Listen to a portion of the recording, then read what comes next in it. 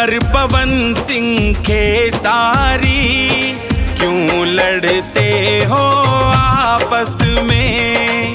समर पवन सिंह खेसारी, छोड़ के नफरत गले मिलो जो देखे ये दुनिया सारी।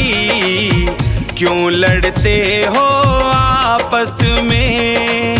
समर पवन सिंह खेसारी, छोड़ के नफरत गले मिलो जो देखे ये दुनिया सारी।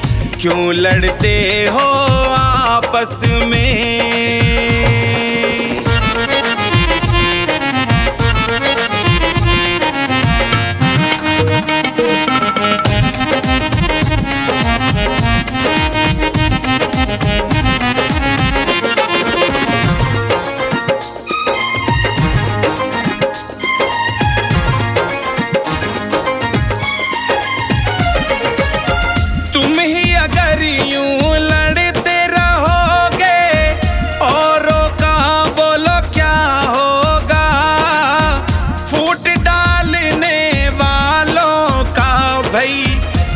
सपना पूरा होगा।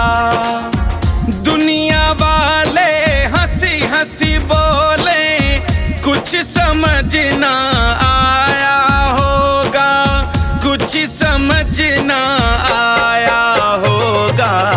सब मिलजुल कर कदम बढ़ाओ, दूर करो सब नाराजी। छोड़ के नफरत गले मिलो जो देखे ये दुनिया सारी। क्यों लड़ते हो आपस में।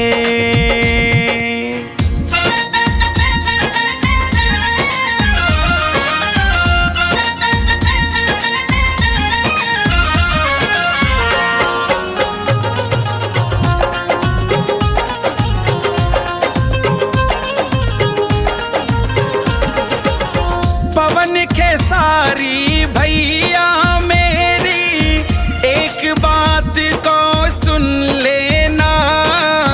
तुम्हें देख कर कितने लोगों ने सीख लिया है अब जीना। फिर से एक होकर दोनों सीख लो संग संग में रहना। सीख लो संग संग में रहना। कहता है